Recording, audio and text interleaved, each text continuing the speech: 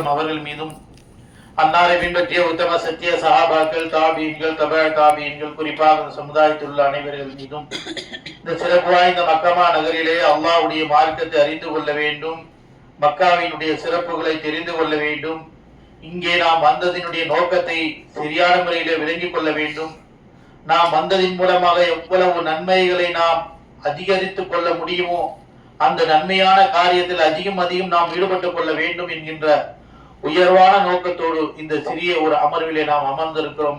அப்படிப்பட்ட அமர்விலே அல்லாஹ் தஆலா பரக்கத் செய்வானாக. எனவே அன்பிற்குரிய அல்லாஹ்வின் நல்லடியார்களே, அல்லாஹ் சுப்ஹானஹு தஆலா இந்த உலகில் நம்மை மனித சமுதாயமாக படைத்து இந்த மனித சமுதாயம் நேர்வழி பெற வேண்டும் என்பதற்காக இந்த மனிதர்களுடைய வாழ்க்கைக்கு தேவையான எல்லா வகையான அருள் கொடைகளையும் இறைவன் மனிதர்களுக்காகவே வழங்கியிருக்கின்றார். அல்லாஹ் சுப்ஹானஹு தஆலா இந்த இஸ்லாமிய மார்க்கத்தை மக்கள் மத்தியிலே கொண்டு போய் சேர்ப்பதற்காக அடிப்படையாக திருமறை குர்ஆனை இறைவன் நமக்கு வழங்கியிருக்கின்றார். நம்முடைய வாழ்வில் ஒவ்வொரு விஷயங்களையும் அல்லாஹ் ரப்பல் ஆலமீன் அவனுடைய திருமறை குர்ஆனின் மூலமாக நமக்கு நினைவூட்டிக் கொண்டே இருக்கின்றார். அதே போன்று அவனால் அனுப்பப்பட்ட இறுதி தூதர் முஹம்மது ரசூலுல்லாஹ் ஸல்லல்லாஹு அலைஹி வஸல்லம் அவர்கள் நம்முடைய வாழ்க்கைக்கு முன்மாதிரியாக நம்முடைய வாழ்க்கையினுடைய ஒவ்வொரு விஷயங்களையும் கடைபிடிப்பதற்கான முன்மாதிரியை அல்லாஹ் ரப்பல் ஆலமீன் திருமறை குர்ஆனின் மூலமாக குறிப்பிடுகிறார். அவருடைய வாழ்க்கை நெறிகளை நாம் அறிந்து கொள்ள வேண்டும், தெரிந்து கொள்ள வேண்டும், அதை நாம் கடைபிடித்து வாழ வேண்டும். அதனால் தான் நாம் மறுமையிலே வெற்றி பெற முடியும். அப்படிப்பட்ட அந்த தூதரின் மூலமாக அல்லாஹ் தஆலா இந்த மார்க்கத்தை, இந்த தீனை, இந்த இஸ்லாத்தை நமக்கு முழுமைப்படுத்தி இறைவன் வழங்கியிருக்கின்றார். எனவே நாம் இருக்கக்கூடிய இந்த இடம் மிக மிக சிறப்பு வாய்ந்த, உலகத்திலேயே சிறப்பு வாய்ந்த ஒரு பூமியில் இருக்கக்கூடிய நசீபை அல்லாஹ் தஆலா இந்த நேரத்தில் நமக்கு வழங்கியிருக்கிறான் என்றால் அப்படிப்பட்ட இறைவனுக்கு நாம் நன்றி செலுத்த கடமைப்பட்டிருக்கின்றோம். ஏக இறைவனால் இறைவனுடைய விருப்பத்திற்குரிய ஒரு பூமி, நபிகள் நாயகம் ஸல்லல்லாஹு அலைஹி வஸல்லம் அவர்கள் விரும்பிய இந்த பூமி, இறைவன் இந்த பூமிக்கு எல்லா மக்களும், ஈமானியர்கள், இஸ்லாத்தை ஏற்றுக்கொண்ட எல்லா மக்களும் இந்த பூமிக்கு வர வேண்டும்.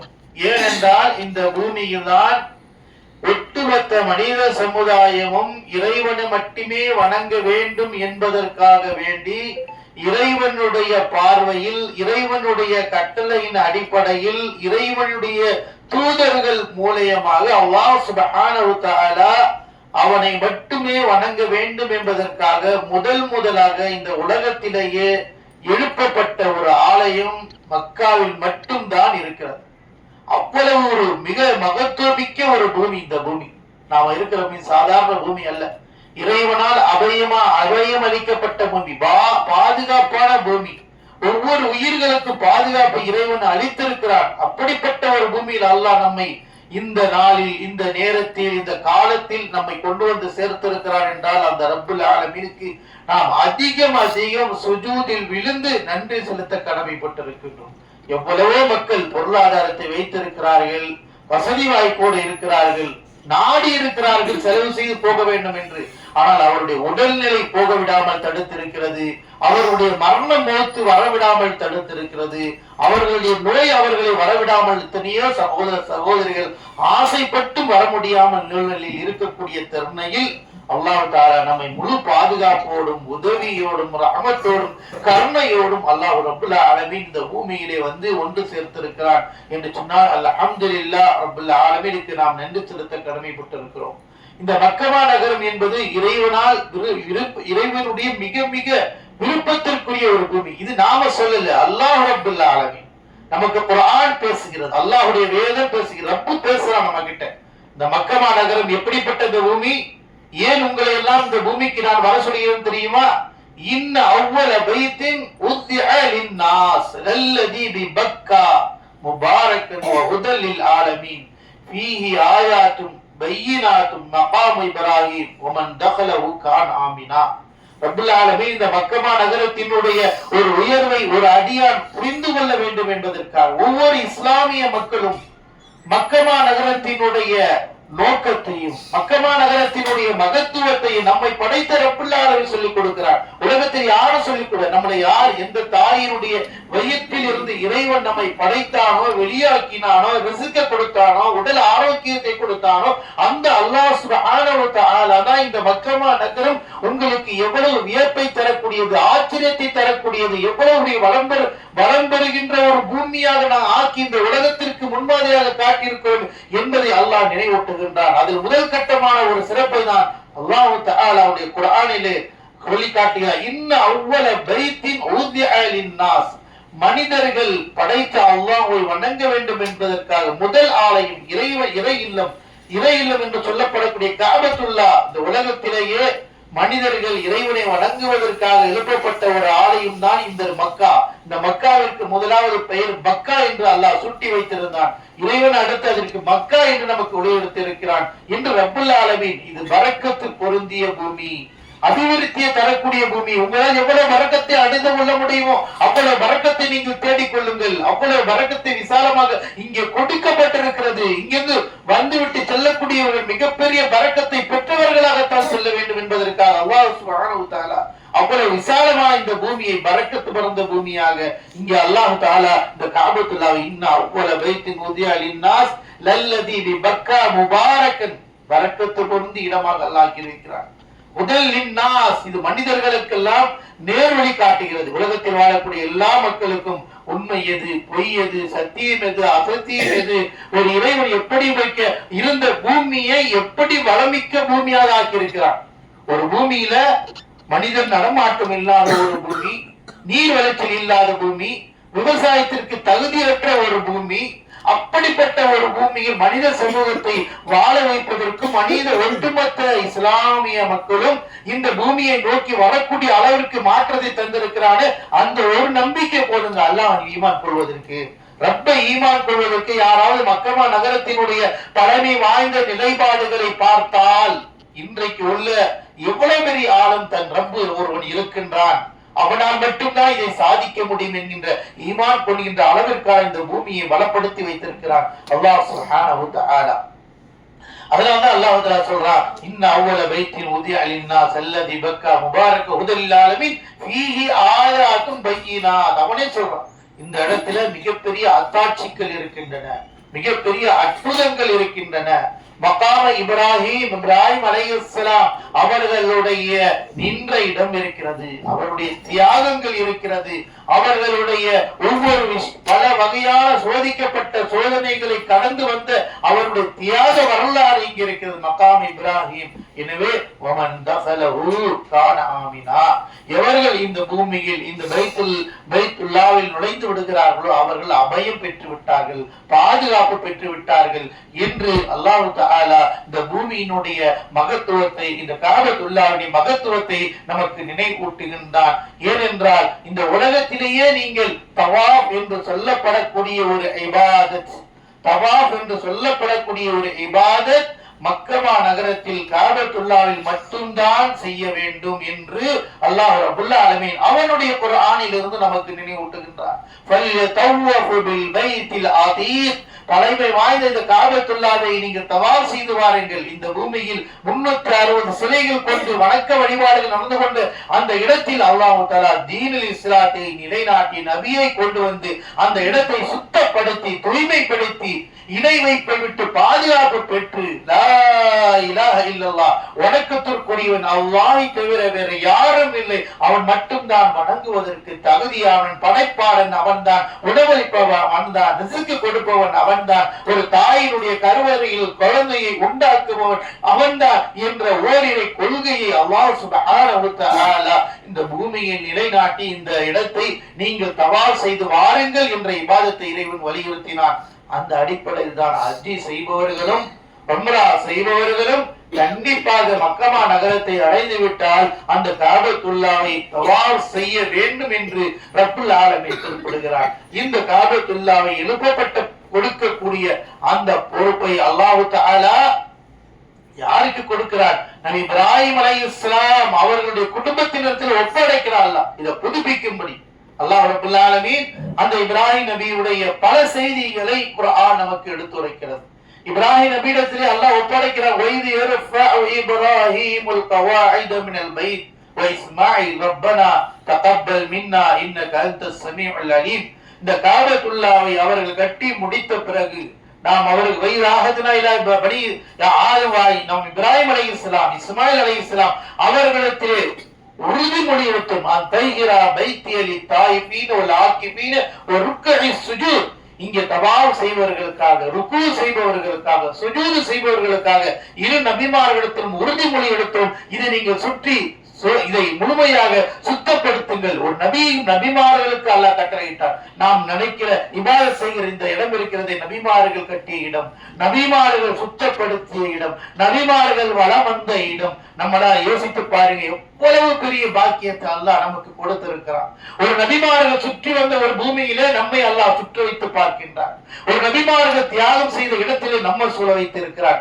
நபிமார்கள் கரமேந்தி அழுத அந்த பூமியில அந்த இடத்திலே நம்மை நிக்க வைத்து அல்லாஹ் இடத்துல பிரார்த்தனை செய்ய வைக்கக்கூடிய நசீபை நமக்கு கொடுத்திருக்கிறான் அல்லாஹ். என்றால் அல்லாஹ் நம்மை எவ்வளவு ஒரு உயர்வான அந்தஸ்தை அல்லாஹ் நமக்கு கொடுத்திருக்கிறான் என்பதை நாம் நிச்சயம் சிந்திக்க வேண்டும். அதற்காக அல்லாஹ்விற்கு நாம் அதிகம் நன்றி செலுத்திக் கொள்ள வேண்டும். ஏன்னா இங்கு நிலையாக இருக்க போவதல்ல, இன்னும் சில நாட்கள் தான் இருக்கக்கூடிய, மொத்தமே 9 நாட்கள் தான். ஆனா இருக்கக்கூடிய அந்த நாட்களை நாம் நினைத்து ஆள வேண்டும். அல்லாஹ் கொடுத்த அருளையும் நியாமத்தையும். எத்தனையோ செல்வந்தர்கள் பூமியில் வாழும் பொழுது என்னை நான் ஏதோ ஒரு மூலையில் இருக்கக்கூடிய என்னை கொண்டு வந்து அல்லாஹ் இந்த தவாபை செய்ய வைத்தானே, இந்த பூமியில் நடக்க வைத்தானே, நபிமார்கள் நடந்த இடத்தை நிற்க வைத்தானே, நபிமார்கள் கேட்கிற பிரார்த்தனையுடைய இடத்துல என்னை அல்லாஹ் நிற்க வைத்தானே, அல்லாஹ் என்னை இறைவன் தேர்வு செய்திருக்கிறானே, என்னை அழைத்திருக்கிறானே என்று அந்த ரப்பை நாம் அதிகம் நினைவு கூறும்போது நிச்சயமாக அல்லாஹ் நமக்கு பல வகையான உதவிகளை செய்யக்கூடியவனாக இருக்கிறார். அப்படி அல்லாஹ் தஆலா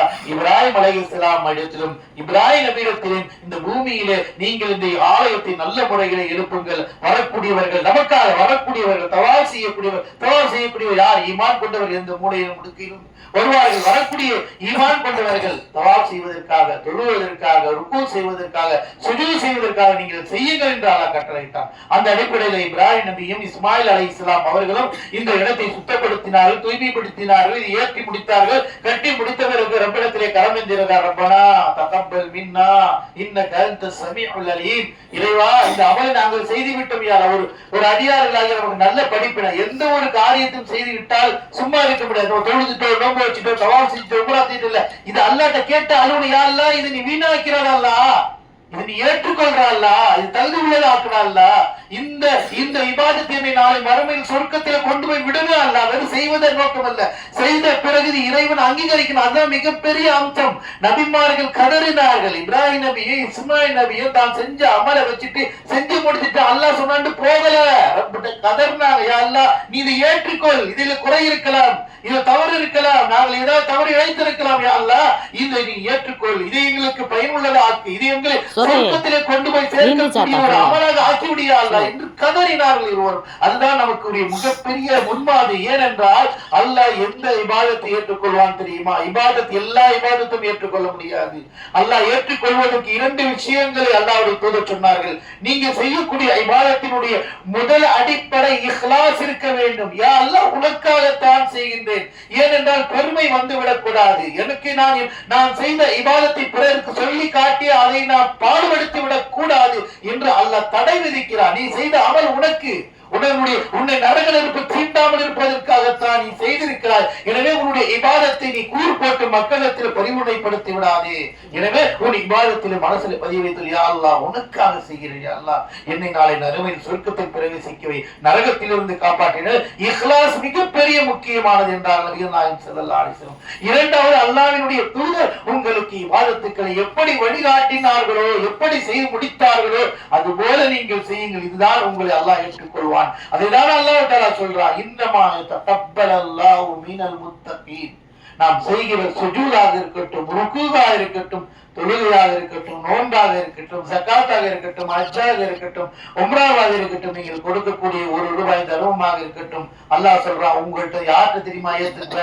யாருடைய உள்ளத்துல இஹ்லாஸ் இருக்கிறதோ, யார் என்னை அஞ்சி கொடுத்தார்களோ, என்னை பயந்து கொடுத்தார்களோ, என்னுடைய பொருத்தம் மட்டும் எனக்கு வேணும், என் ரப்புடைய பொருத்தம் எனக்கு வேணும்னு நினைச்சு இந்த துனியால யாரு செஞ்சார்களோ அவர்களுக்குத்தான் அவர்களிடமிருந்துதான் நான் ஏற்றுக்கொள்வேன். அல்லாஹ் அறிவிக்கிறான் பகிரங்கமா.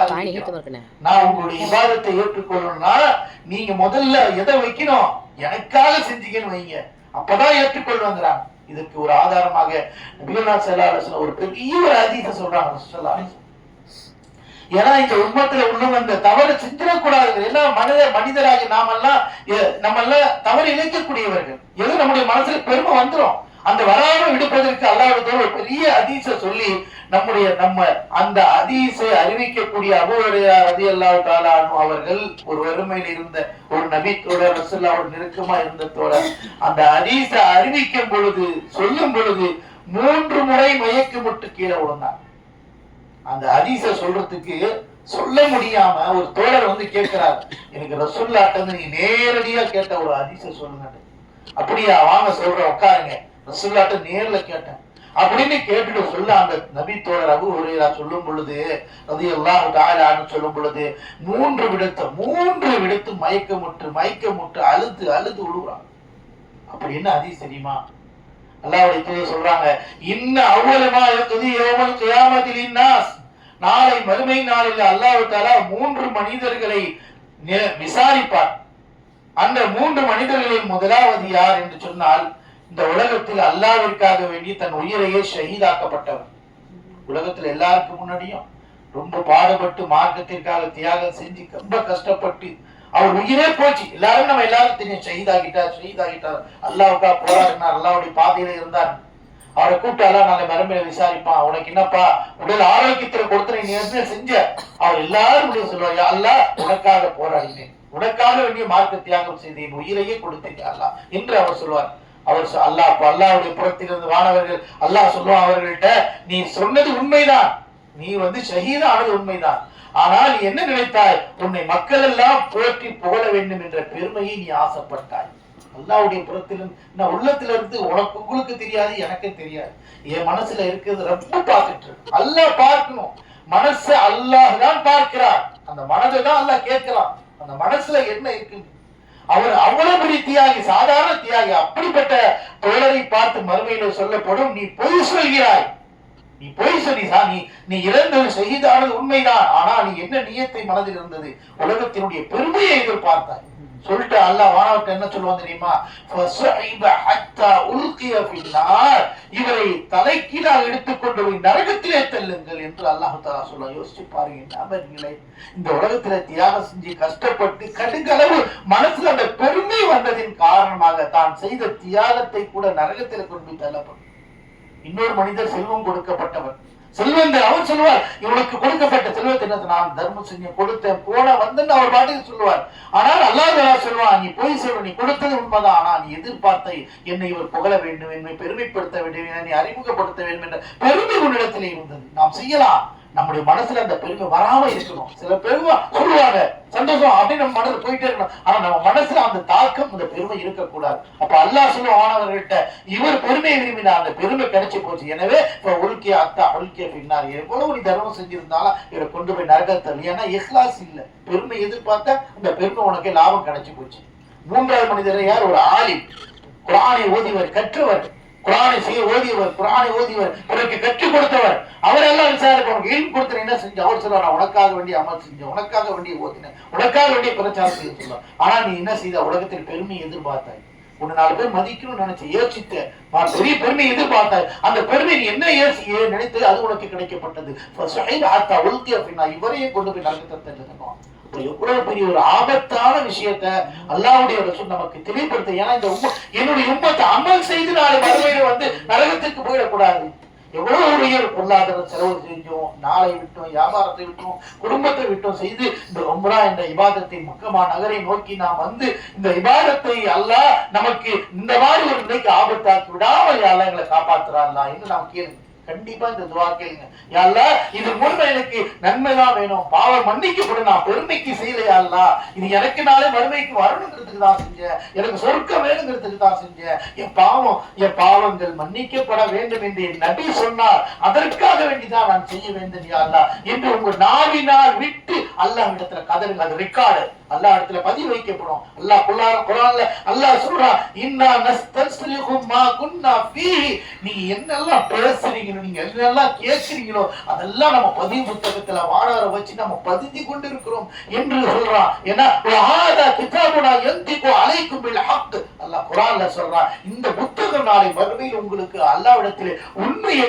சத்தியத்தை பேசும் என்று அல்லாஹ் சொல்றான். நாம கேட்டிருந்தா நிச்சயமா அது பதிவாக்கப்படும்.